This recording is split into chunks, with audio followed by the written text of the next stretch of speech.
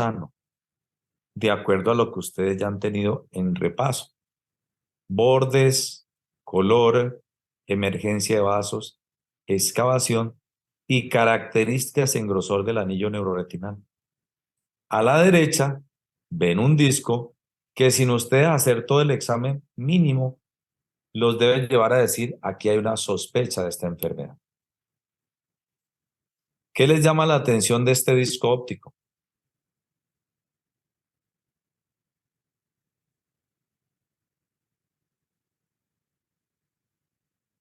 De uno en uno, no todos a la vez. La excavación. La excavación. Miren esta excavación por dónde va. Si yo comparo el diámetro de ella versus el diámetro total del disco, pues es una excavación muy aumentada.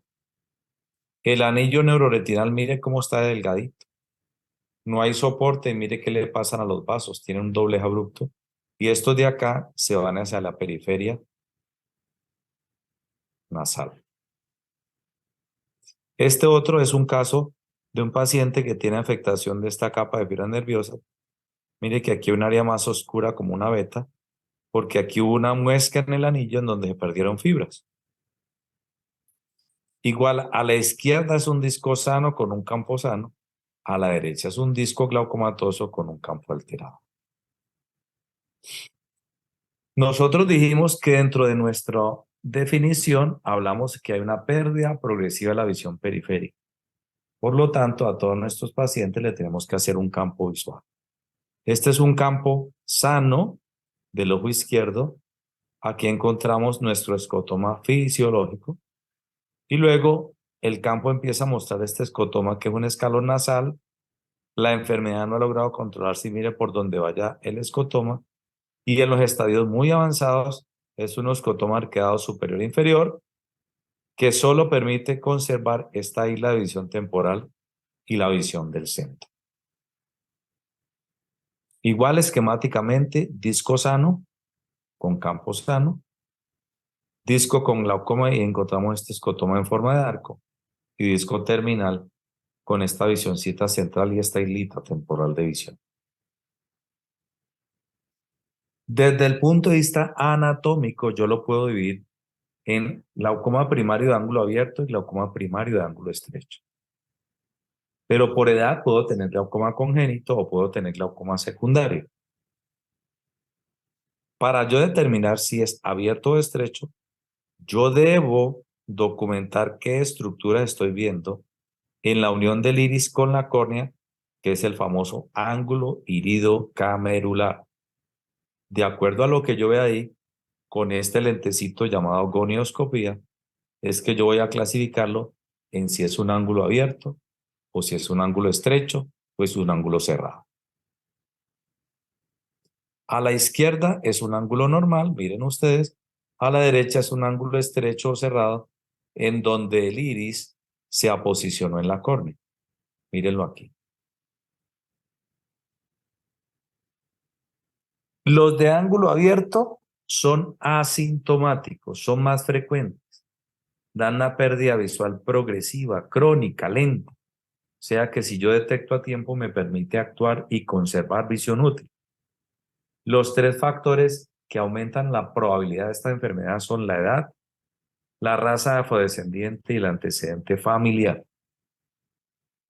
Esta es una imagen de una biomicroscopía en donde ustedes ven esta amplitud grande entre el haz de luz de la córnea y el que refleja en el iris, lo que me hace pensar que probablemente el examen gonioscópico va a mostrar un ángulo abierto. ¿Cuál es el tratamiento? Pues controlar el principal factor, que es bajarle la presión al ojo. Como ustedes han visto, los que han rotado con nosotros, la mayoría de los casos lo hacemos con gotas.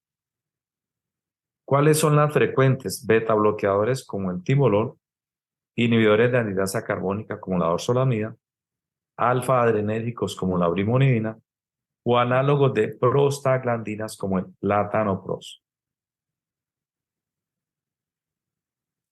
Objetivo, bajarle la presión al ojo. Cuando yo no tengo chance de lograrlo médicamente, pensamos en cirugía. A algunos les ha tocado ver, la cirugía tradicional es la trabeculectomía. Es hacer un sacabocado aquí para que el humor acuoso pase de manera directa desde la cámara anterior al espacio subconjuntival. Utilizamos algunas sustancias anticicatrizantes que a veces buscamos que no se nos tape esa ventana, pero adelgazan tanto la conjuntiva que se nos forman estos quistes.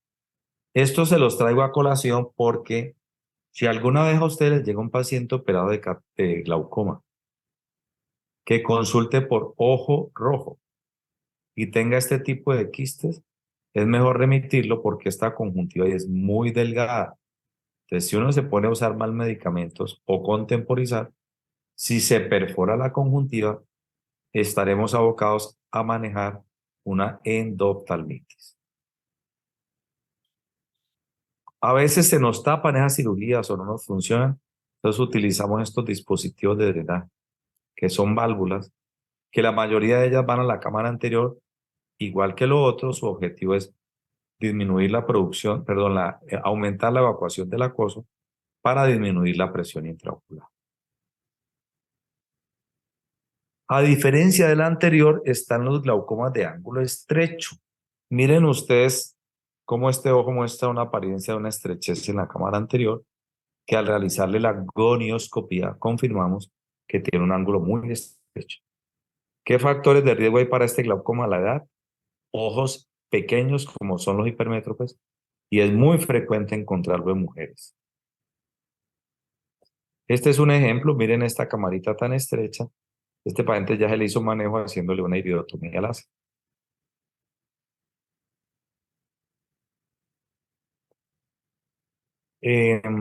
Una de ustedes me preguntaba esta mañana, ¿qué es lo que ocurre realmente? En el ángulo abierto, lo que ocurre es que el trabéculo empieza a entrar en disfunción. Miren que la amplitud él no le ha generado ningún problema, pero el trabéculo empieza a funcionar mal. A diferencia del estrecho o cerrado, que el trabéculo está bien, pero miren el iris cómo se le pega a la córnea, se posiciona, generándole este tipo de obstrucción mecánica. A diferencia del abierto, este sí es el que nos puede llegar con síntomas. ¿Qué les llama la atención de esa foto?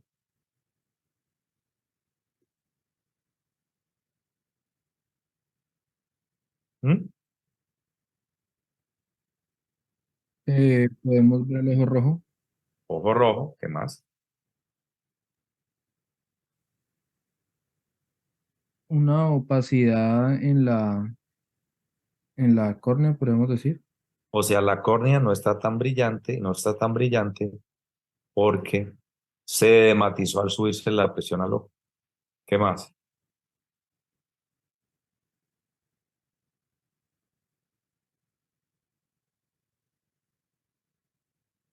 Miren la pupila. Esta pupila está en media midriasis. Ese es el principal mecanismo, el bloqueo pupilar. Y el resto, pues el paciente les va a contar que viene por dolor, por disminución reciente de la visión, porque inclusive puede tener cefalea, náuseas o vómito. Y cuando uno encuentra ese cuadro, la alta sospecha es un cierre angular agudo. ¿Qué factores anatómicos pueden predisponer? El que el iris sea anterior, el que la cámara anterior sea estrecha y el ángulo estrecho. Miren, este es un examen de ecografía en donde muestra la unión entre córnea e iris tan estrecha versus un ángulo normal. Yo puedo tener ataques subagudos intermitentes, ¿no? No necesariamente me llega el cuadro florido, sino que puedo tener punzadas, visión de halo colores antes de acudir. Entonces debo estar muy pendiente de hacer una evaluación completa del paciente.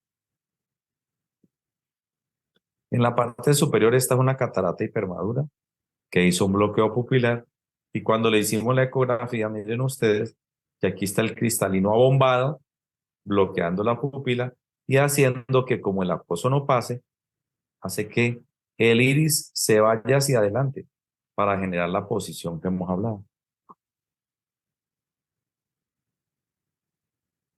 Si yo tengo un cierre angular agudo, necesito bajarle rápidamente la presión al paciente. Si tengo acetazolamida, pues hago que tome 2 tabletas de inicio. Si no tolera vía oral, alisto manitol morín a 1 o 2 gramos kilo en goteo lento porque es un hiperosmótico Y si estoy tan de buenas que en mi sitio de trabajo consigo gotas antihipertensivas y antiinflamatorias, pues inicio el tratamiento. Tratamiento que me lleva a bajar rápidamente la presión para preparar ese ojo a hacer un manejo definitivo. ¿Cuál es el manejo definitivo en el ángulo estrecho? La iridotomía láser. Este huequito en la periferia del iris que hacemos para que haya una vía alterna por donde pueda pasar el humor acuoso. Bueno, les decía que a cualquier edad puede presentarse la enfermedad.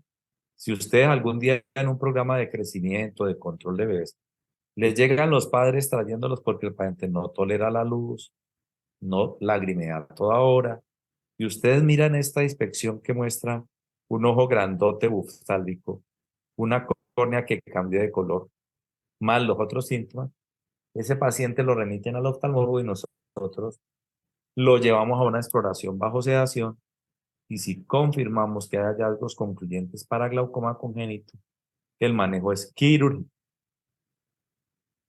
También puedo tener glaucoma secundario, ¿no? Aquí a la izquierda es un paciente que tuvo un trauma contuso y miren que el cristalino se movió de su posición, se subluxó, bloqueó la pupila y luego hizo que la presión se elevara. Y a la derecha, ¿qué les llama la atención de esta imagen?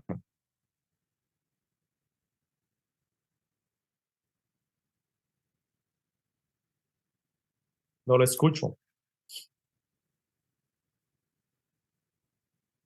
La circulación de los vasos sobre Sobre el iris. el iris. ¿El iris es normal que tenga los vasos? No, no debería. No. Este signo se llama rubeosis porque el paciente hizo una hipertensión ocular muy alta, hizo una oclusión vascular en la retina, eso generó isquemia y la isquemia hizo que se producieran vasos nuevos anormales.